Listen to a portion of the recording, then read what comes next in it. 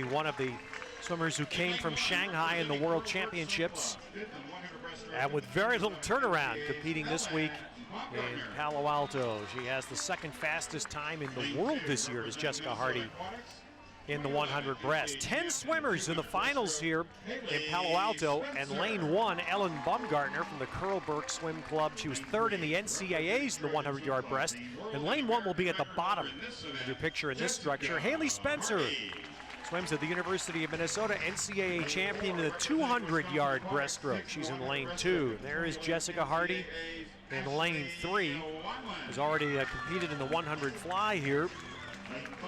And she'll be in lane 3. Lane 4, NCAA finalist this year in the 100 yards, and she'll swim for the University of Wisconsin in the World University Games next week in China. Ashley Wineland. Ann Chandler, she's an NCAA champion last year, swims at the University of Arizona. Ann Chandler in lane 5. Lane 6 will be Laura Lindsay, a 21-year-old, swims at the University of Toledo.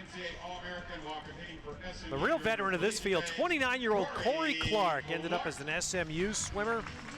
She's been going at this a long time. Corey Clark in lane 7. Laura Sogar from the Bluefish Swim Club, Exeter, Rhode Island, and the University of Texas. And Laura Sogar will be in lane 8. Lane 9, she's an SEC champion in this for Auburn University. Michael Lawrence now swims for David Marsh at Swim Mag Carolina.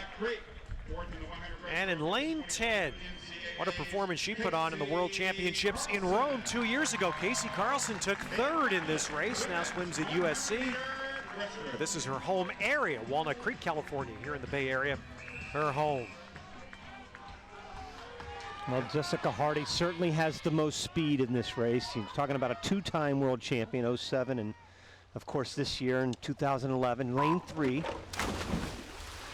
Like you said, Ted, 1 will be at the bottom, 10 will be at the top. This is a 10-lane pool where 10 swimmers swim in the final, creating a little bit more chop out there. It's going to be a little bit more wavy. This is a fast pool, but because there's so many swimmers in there, the times have been a little bit slower than thought. You can see the speed that Hardy has early on. Also, Ann Chandler also has great speed. She was 4th in the 50 breast and is the top qualifier there. She is in lane 5, going out right with Jessica Hardy. Now, we've seen swimmers this week who've excelled out of lanes 1 or lane 10, but right here it looks to be in the middle. Hardy looks to be about 2 head lengths ahead of Chandler. Well, Hardy needs to make a little bit of a statement here. You know, she's the second best breaststroker the United States has, and she's been 105.9 this year. Now, granted, she's just coming off World Championship, still has a little jet lag. Chandler's giving all she can handle right now. Chandler really pushing. Hardy looks to have a slight edge as they come to the wall, and it is Jessica Hardy. Jessica Hardy goes 106.81, and she wins the national championship by 36/100ths over Ann Chandler.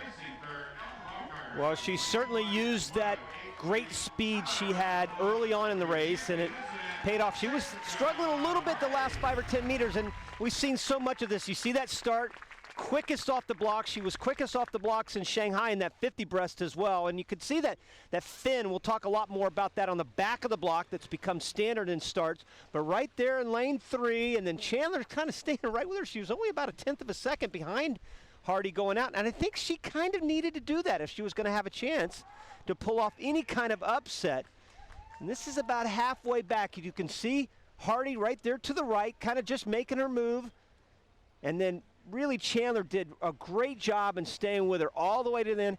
Pretty good times. You can kind of see Jessica at the end just kind of nod her head and say, you know, I'm pretty happy with that, considering where I'm at right now. Yeah, well, that's the 6th best time in the world this year for Jessica Hardy in winning the national championship. She's now got 2 long course and 2 short course national championships at this distance. And Chandler swam a personal best, and it's also a top 10 time in the world this year. But with no Rebecca Soni here, Jessica Hardy takes advantage. She wins a national championship, and she is with Alex Flanagan. Well, Jessica, talk me through the back end of this race, the last couple of meters, and right there with you. I have no idea how it went. I know that it hurt really bad. I'm feeling some jet lag, and I'm grateful with the win. I won my first national title here when I was a little kid, and it's a good memory to do it again. Talk about the jet lag a little bit coming from Shanghai. How has the turnaround been? It's been a quick one. Yeah, we're all struggling really bad, you know. If it was easy, they'd call it cheerleading or something, but, you know, I'm grateful to be here. The crowd doesn't like that, Jessica. Listen, all eyes on 2012. We're looking at London. How does this set you up for this particular event? I'm excited for next year, you know. I have a lot to continue improving, and it's a great time. I'm excited. All right, Jessica Hardy, thank you so much. Thanks. All right, Jessica Hardy, one of the many notables who competed for the United States in the World Championships, and continuing on here. And we are just starting at the ConocoPhillips National Championships from Stanford.